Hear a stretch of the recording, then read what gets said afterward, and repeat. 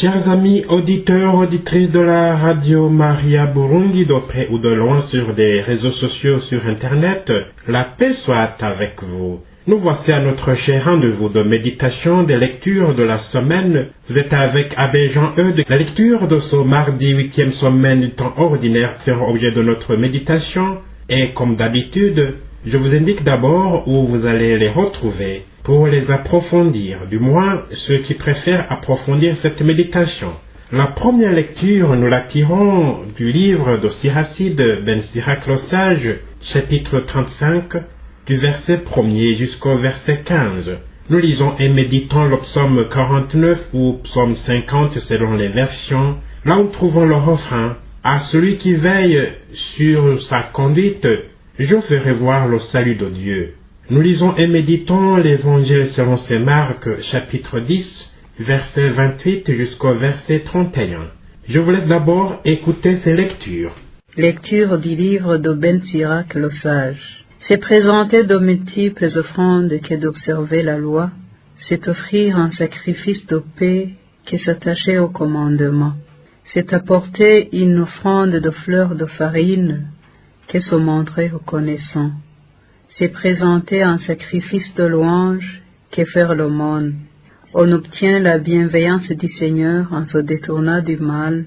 On offre un sacrifice d'expiation en se détournant de l'injustice. Ne te présente pas devant le Seigneur les mains vides. Accomplis tout cela car tel est son commandement. L'offrande de l'homme juste est comme la graisse des sacrifices sur l'autel. Son agréable odeur s'élève devant le Très-Haut. Le sacrifice de l'homme juste est agréé par Dieu qui en gardera mémoire. Rends gloire au Seigneur sans être regardant. Ne retranche rien des prémices de ta récolte. Chaque fois que tu fais un don, montre un visage joyeux. Consacre de bon cœur à Dieu le 10e de ce que tu gagnes. Donne au Très-Haut selon ce qu'il te donne, et sans être regardant selon tes ressources. Car le Seigneur est celui qui paye de retour. Il te rendra 7 fois plus que tu n'as donné. N'essaie pas de l'influencer par des présents, il ne les acceptera pas.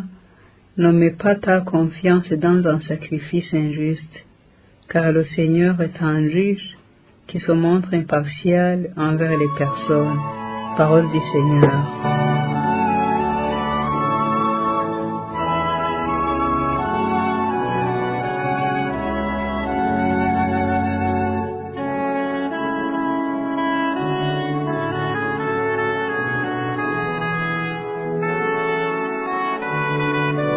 À celui qui veille sur sa conduite, je ferai voir le salut de Dieu. À celui qui veille sur sa conduite, je ferai voir le salut de Dieu. Dieu convoque les hauteurs des cieux et la terre au jugement de son peuple. Assemblez devant moi mes fidèles, eux qui scellent d'un sacrifice mon alliance, et les cieux proclament sa justice, oui, le juge c'est Dieu. À celui qui veille sur sa conduite, je ferai voir le salut de Dieu. Écoute mon peuple, je parle. Israël, je te prends à témoin. Moi, Dieu, je suis ton Dieu. Je ne t'accuse pas pour tes sacrifices, tes holocaustes sont toujours devant moi. À celui qui veille sur sa conduite, je ferai voir le salut de Dieu. Offre à Dieu le sacrifice d'action de grâce, accomplis tes vœux envers le Très-Haut. Qui offre le sacrifice d'action de grâce, celui-là me rend gloire. Si le chemin qu'il aura pris, je lui ferai voir le salut de Dieu. À celui qui veille sur sa conduite, je ferai voir le salut de Dieu.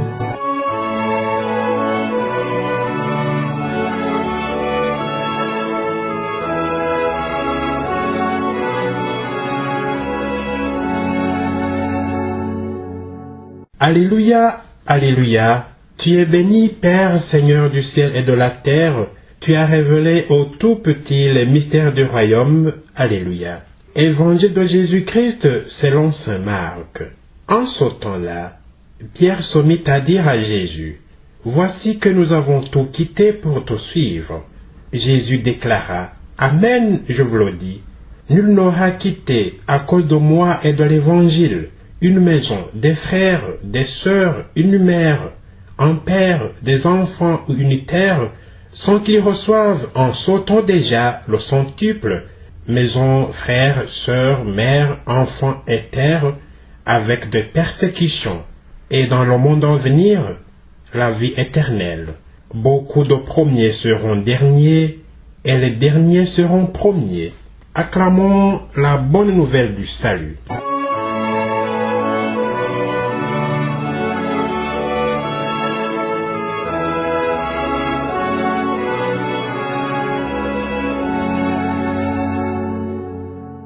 Chers amis auditeurs, auditrices, nous venons d'écouter attentivement la lecture de ce mardi 8e semaine du temps ordinaire et maintenant nous nous mettons ensemble à la méditation.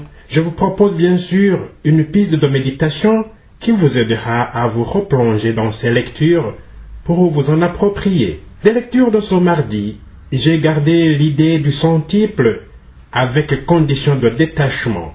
Cette exigence est un point d'achoppement sur lequel est basé le renversement de l'ordre de l'entendement humain, où les premiers seront derniers et les derniers seront premiers. Je vous assure d'emblée que les lectures d'aujourd'hui sont difficiles à comprendre, ou du moins humainement parlant. Surtout à la fin, là où Jésus conclut en disant « Les premiers seront derniers et les derniers seront premiers ». On aimerait qu'il parle seulement du centuple et non des persécutions, qu'il parle des premiers et non des derniers. L'Évangile nous donne en effet cette réponse de Jésus à Pierre qui disait « Voici que nous avons tout quitté pour te suivre. » Et Jésus réplique « Amen, je vous le dis, nul n'aura quitté à cause de moi et de l'Évangile une maison, des frères, des sœurs, une mère, un père, des enfants ou une terre, sans qu'ils reçoivent en sautant déjà le centuple, maison, frères, sœurs, mères, enfants et terre, avec des persécutions, et dans le monde à venir, la vie éternelle. Beaucoup de premiers seront derniers, et les derniers seront premiers.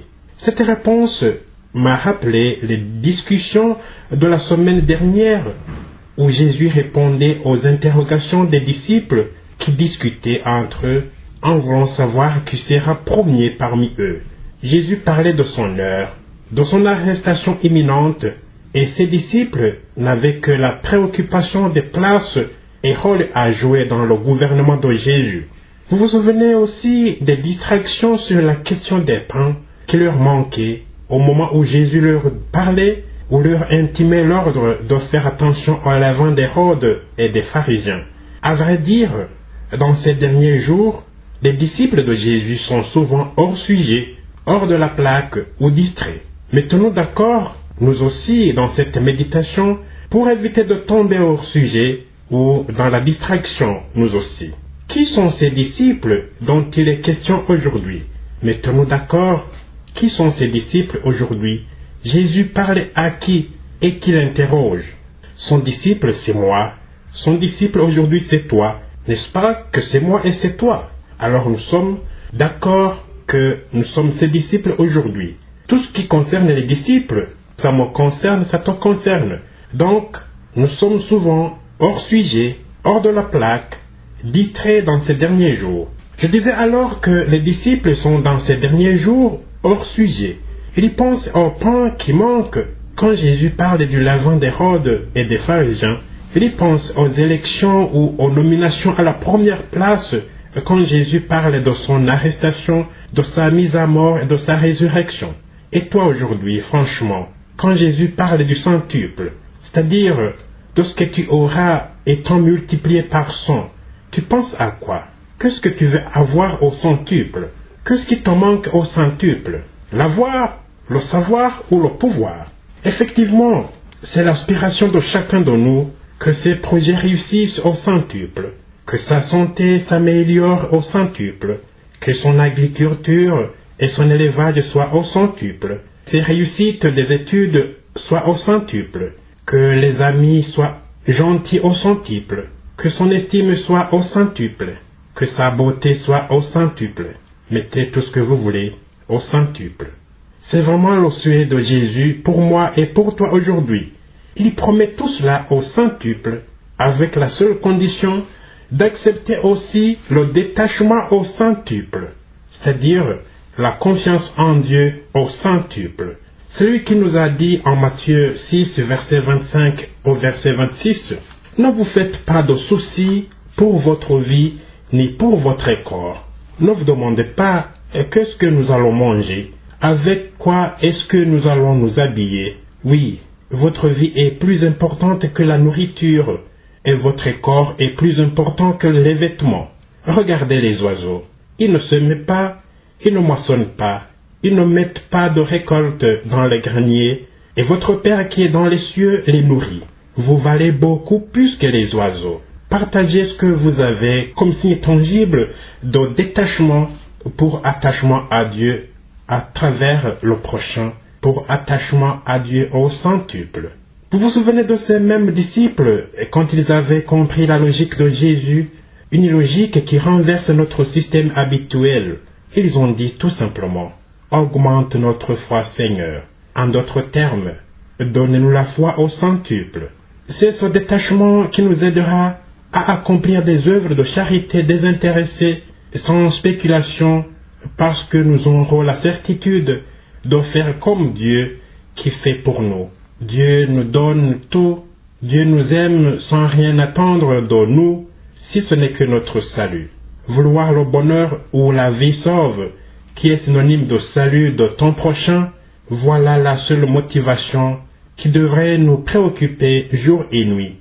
C'est dans cet ordre d'idées que Saint Paul disait dans 2e épître aux Corinthiens, au chapitre 5, verset 14 jusqu'au verset 21, Saint Paul disait, « L'amour du Christ nous presse. » Chers amis auditeurs auditrices, redressons-nous et pensons à la révision de nos motivations quand nous accomplissons une œuvre dite de charité. Ne vous tranquillisez pas en disant « J'ai donné aux pauvres, j'ai bien respecté la loi et je ne pêche pas contre le rituel établi. » Sachez que la plupart des fois, la loi tue et beaucoup font des dégâts de tout genre au nom du respect de la loi. Jésus a répondu aux pharisiens qui l'accusaient de violer le sabbat qui est synonyme de loi et de rituel. Il répondait, le sabbat ou la loi a été faite pour l'homme et non l'homme pour le sabbat. Donc, la loi pour l'homme et non l'homme pour la loi. La première lecture est explicite sur ce point. Nous lisons en effet dans Siracide 35, verset 2 jusqu'au verset 3. C'est offrir un sacrifice de paix que s'attacher au commandement. C'est apporter une offrande de fleurs de farine que se montrer reconnaissant. C'est présenter un sacrifice de louange que faire l'aumône. Dans ces derniers jours, chers frères et sœurs, nous rencontrons beaucoup de personnes qui souffrent dans leur corps et dans leur esprit. Les premiers seront derniers et les derniers seront premiers. Voici la moelle épinière de notre méditation. C'est quand, c'est où cet ordre sera renversé. Je médite avec vous cette parole de Jésus en parallèle avec celle de Luc, chapitre 13, verset 24, où Jésus nous dit encore « Efforcez-vous d'entrer par la porte étroite ». Après plusieurs fois en hors-sujet, Pierre dit à Jésus « Nous, c'est évident, tu vois que nous avons tout quitté pour te suivre. Est-ce que les discussions sur les pains qui manquent et la première place à occuper montrent que ses disciples ont tout quitté pour suivre Jésus? D'ailleurs, quand Jésus parle des mystères pascals, ils sont ailleurs. Les disciples sont ailleurs. Donc, seront derniers ceux qui pensent être dedans sans mise à jour permanente, et seront premiers ceux qui, jour après jour, disent à Jésus, comme ses disciples, « Augmente-nous la foi, Seigneur. » Voilà une mise à jour à faire chaque matin, chaque midi, chaque soir. Le baptême n'est pas une assurance ciel, c'est une porte et une grande opportunité. La vie consacrée n'est pas une assurance ciel, c'est une charge et une grande opportunité. L'ordination diaconale, l'ordination sacerdotale, l'ordination épiscopale n'est pas une assurance ciel ou une assurance du salut. C'est une médiation et une grande opportunité. Rappelez-vous que le Seigneur nous a prévenus. Les premiers seront derniers et les derniers seront premiers. La seule assurance ciel ou assurance salut, c'est l'écoute régulière de notre Dieu qui nous parle d'abord par notre conscience et ensuite par notre communauté, par sa parole révélée et enfin par l'Église. Bref, une mise à jour régulière. Vous étiez avec Abbé Jean Eudes. Je vous laisse avec ma bénédiction et je vous souhaite, au nom du Père et du Fils et du Saint-Esprit,